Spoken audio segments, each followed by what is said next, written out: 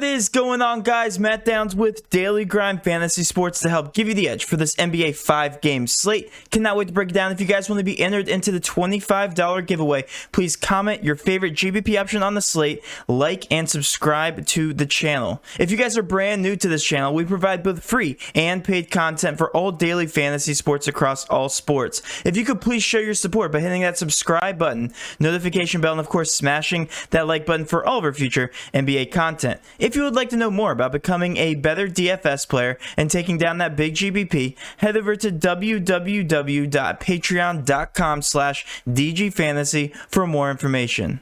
On Patreon, we give advanced cheat sheets for all DFS sports on Draftkings. These cheat sheets include updated projections, ownership, and our overall favorite plays from slate to slate. We take it a step further by teaching you how to play fantasy sports like a shark, by showing you where the best leverage spots are to put you in the best spots to take down tourneys. Also included is our private Discord chat where you get to talk over the slate with everyone, including our coaches, to help build your lineups. Now let's go ahead and dive right into this NBA 5-game slate, but first I have to show off some Patreon success from last night. We had a huge payout from one of our coaches, actually turned $88 into $230, won $853 on the evening. We had some other success here, had a close takedown, $9 into $55, also cash in all of our double ups. By the way, our core absolutely crushed it last night. We went back to the well with Dragic. Hopefully you guys did and took our advice on the live stream. Oops, sorry. Gonna get to some other success pictures here. We also had a close takedown, $5 into $25 here.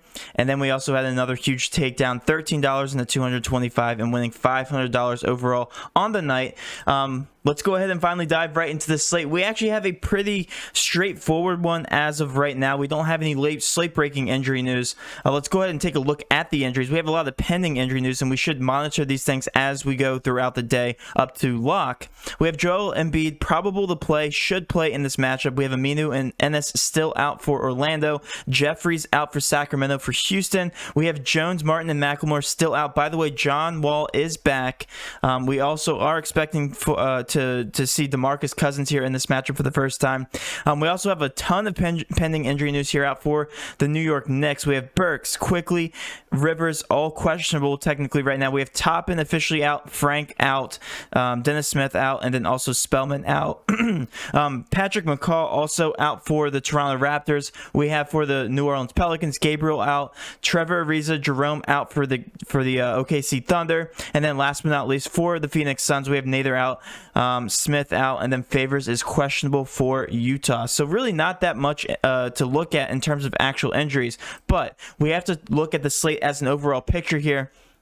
Sacramento and Houston are by far the biggest over-under on the entire slate. The next best teams are actually Phoenix and Utah with 219.5. So this is going to be a matchup that we're going to want to exploit. We're going to want to target. We're going to want to look at the price tags, similar to what we saw from the Brooklyn-Atlanta game last night at a 240. I know this isn't a 240, but it's by far the biggest over-under. So if you guys want to go to the chalk, it's going to probably come from the Sacramento-Houston game. We're going to look at the price tags. But first, let's go ahead and start out with this Philly game. Philly, Danny Green, the highest priced, or sorry, the highest value here at a $3,700. He's playing about 25 minutes. Don't hate him for value, but strictly GPP options from this matchup. Since Joel Embiid was questionable last matchup, we had all the price tags come up on all these guys. Tobias Harris now at $7,100. We're used to seeing him at that 6.2K price tag. Ben Simmons at a 9.2K price tag, and then Seth Curry at a 5.4. I love all these guys for GPPs, but really am not a fan of these guys for cash. Strictly GPPs just because of their price tags, and the over-under is relatively low. Looking at the Orlando Magic here, we actually have Michael Carter-Williams projected at 20 points at a 3.6K price tag. Probably the best value on this team, but again, I don't recommend anybody from this matchup. We have Vucevic, who actually is and has an intriguing price tag here at an 8.7K price tag. It does not have really a favorable matchup versus Joel Embiid, but again, at a 8.7K price tag, we see him slam value in 2 of the 3 past contests. So again, I really do like Vucevic at an $8,700 price tag in a very thin center type of slate. Now we get to the fireworks here with this matchup of the Sacramento Kings versus Houston Rockets. Right now, again, it's at a 229 over under. Let's go ahead and start from the top. Right now, Hassan Whiteside is technically the best value. However, he's only played in about 10 to 13 minutes in his past 2 contests. I really only like him in terms of GPPs. Obviously, if he plays over 15 minutes, we know his usage is very, very high. Hassan Whiteside is a monster, and I do like him, but only for GPPs. If we look down the list, though, De'Aaron Fox seems to be a little bit underpriced here. He's $7,800 price tag. He didn't have a pace-up matchup versus Denver, but they ended up scoring 125 points, and he slammed value. If the Sacramento Kings are going to keep this competitive versus the Houston Rockets, right now they are a 5-point underdog. They're going to have to go through De'Aaron Fox. He's actually one of my favorite players on the entire slate. $7,800 for him. We're used to seeing him priced between the 8 to 8.5K range. I really like him, a 5.4 point per dollar value. Richaun Holmes is actually not a bad price tag. He's had a very silently good season to start the season. 5.2K. Right now, he's hit value in pretty much all the contests that he's been in. He has to get to 25, 26 points to hit value. I actually do like him. Like I said, it's a pace-up matchup, and against Christian Wood, not that bad of a matchup here for Richaun Holmes. Tyrese Haliburton has been fantastic to start the season, actually playing a decent amount of minutes. He projected at 26 minutes, and honestly, we don't have that huge of a sample size, but he's averaging over a fantasy point per minute and a $4,900 price tag. I really do like him as well. I love all these Sacramento Kings price tags. Fox, Holmes, Haliburton, Buddy Hield, not that bad of a price tag. Still not a fan. He's just strictly a GPP option. Playing 34 minutes, he just seems to do absolutely nothing but shoot shots, and they have not been falling to start the season. Marvin Bagley, not that bad of a price tag as well. And then Harrison Barnes, also a very consistent player just because he's a do-all player. He's not that great of a fantasy point per minute player, averaging 0.88 fantasy points per minute, but still. And when he's given the minutes, he actually does pretty good, and he has a very high floor, playing and projected at 34 minutes in this matchup. Let's go ahead and take a look at the other side here. These guys are favorited. Christian Wood is my favorite play on the entire slate. Yes, we know DeMarcus Cousins is back. Same thing with John Wall. However, Christian Wood, we know he's not a crazy usage guy. Right now, his usage on the season is only a 25, which is not the best for any other player. But again, that's because he's playing at the power forward / center position. So I do like him. Right now, he's projected at 32 minutes. He played 37 and 44 in his last 2 matchups. DeMarcus Cousins should eat into those minutes, but make no mistake, Christian Wood is the guy they like here at the center position in Houston. At a 7.3K price tag, he literally only has to get to 36 points to hit his value. Let's take a look at his game log. 38, 53, and 49 to start the season. Yes, they were all without John Wall, but he should not eat into his usage that much for him to keep away from that 36 DK point mark. And this is a high over-under, so I love Christian Wood. And next on the list is going to be John Wall. John Wall, we just don't know what to expect from him. We don't know if he's going to be their distributor. We don't know if he's going to be a high-volume shooter. We can only expect he's going to take a back seat here to James Harden. But again, a 7.1K price tag. I have to see what his ownership is going to look like. On the surface, that looks very, very underpriced just based on what he did as a Washington Wizard, but just don't know. So again, if he is going to be low owned, I do like him in GPPs. If he's going to be high owned, I like him in cash, and I'm going to be avoiding him for GPPs. Just don't really have a stance. We don't have a sample size from John Wall. We haven't seen him in pretty much 2 years. James Harden, 11K. Obviously love James Harden, and the highest over under at 11K seems about appropriately priced. I'm going to lean towards yes, he's going to be a great play. I think his ownership is going to be decently lower than it should be just because of his price tag. It's going to be hard to kind of shove all this value from the other side of the ball from De'Aaron Fox, Christian Wood, John Wall, if people like him, into their lineup, including James Harden. So a 5.3 point per dollar value. I do like him. DeMarcus Cousins, we don't know what his minutes are going to look like. Right now it's projected at 21 minutes. I just don't know what to expect from DeMarcus Cousins. Probably going to avoid him today. And then all these other guys are actually pretty overpriced in my opinion. Daniel House, they're getting the price increase based on yesterday with John Wall being out and also DeMarcus Cousins. So I'm off everybody but the top 4 here, or top 3 rather, from the Houston Rockets. Let's go ahead and talk about the New York Knicks. We have a stud to talk about on this team, Julius Randle, an absolute monster, $8,800. Let's go ahead and take a look at the usage from this team. He's averaging 1.35 fantasy points per minute, and he's actually the highest usage guy on the team. We don't see that typically from a power forward / center, but he's doing it. Julius Randle is off to a fantastic start to start the season. With all of these injuries, we kind of have to sit back and see which ones are actually going to happen. If Alec Burks is held out again, it looks to impact his usage even more. Love Julius Randle, 1.35 fantasy points per minute, especially if all these injuries are still off the court. Mitchell Robinson also seems a bit underpriced here at $5,600. I do like him. A 6 point per dollar value, has hit his value in the past 2 out of 3 contests.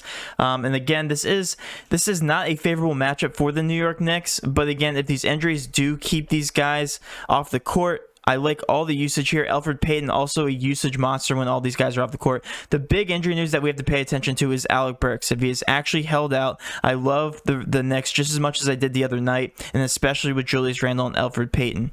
All these other guys are just GPP options. RJ Barrett, a bit of a disappointment to start the season. $6,900 is just way too expensive for my liking. Switching over to the Toronto Raptors here, they're all very overpriced, strictly GPP options. Siakam I actually do like at $8,300 just because he does get those minutes.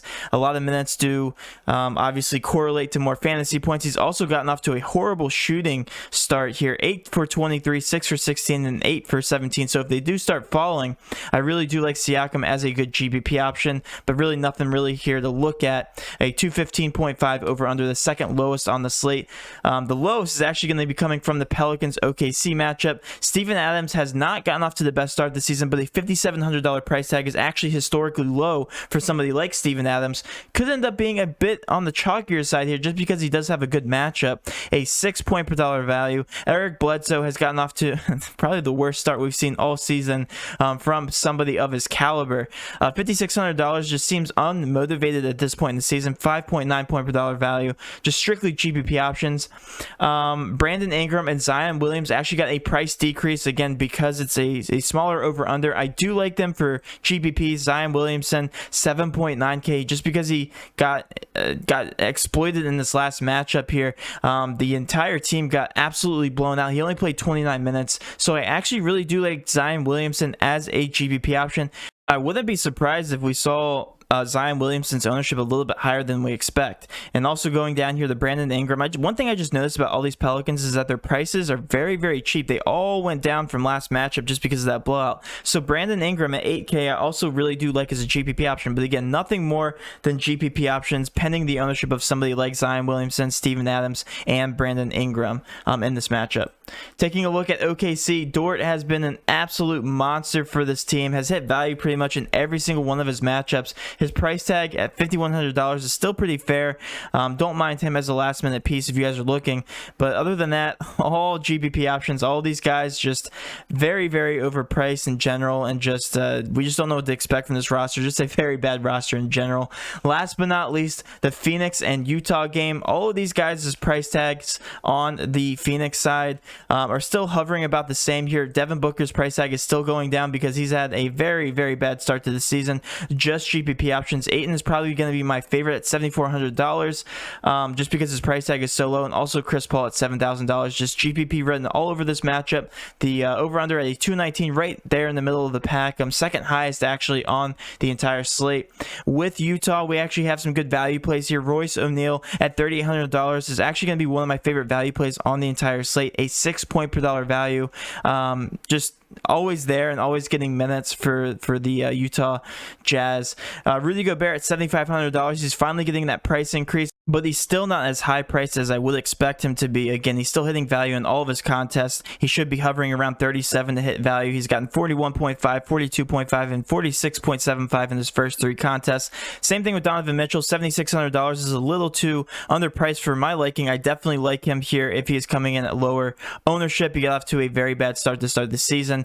But that will wrap up the entire slate, guys. To kind of recap here, right now we don't know the pending injury news on the Knicks. The Knicks are a huge huge slate breaker if Alec Burks is held out. I still like Elfrid Payton. I think he's underpriced. I also like Julius Randle and Mitchell Robinson just because of their price tags. But the one game you guys want to focus on is the Sacramento Kings and Houston game. I absolutely love Christian Wood as a starting piece, and also De'Aaron Fox at $7,800. Those are my two favorite cash locks on the entire slate. We will also be going live before lock. TJ is going to be the guy doing the live before lock today. I'm going to be out of town, but again, guys, show up to the live stream if you want to grab the last minute injury news and last minute updates. And the slate does start 30 minutes earlier than your normal times that we're used to at 7 o'clock Eastern Standard Time. And that will wrap up my video, guys. Hopefully you did enjoy this video. If you did, please do hit that subscription button, notification bell, and of course smash that like button for all of our future NBA content. With all that being said, have a great rest of your day, and let's cash.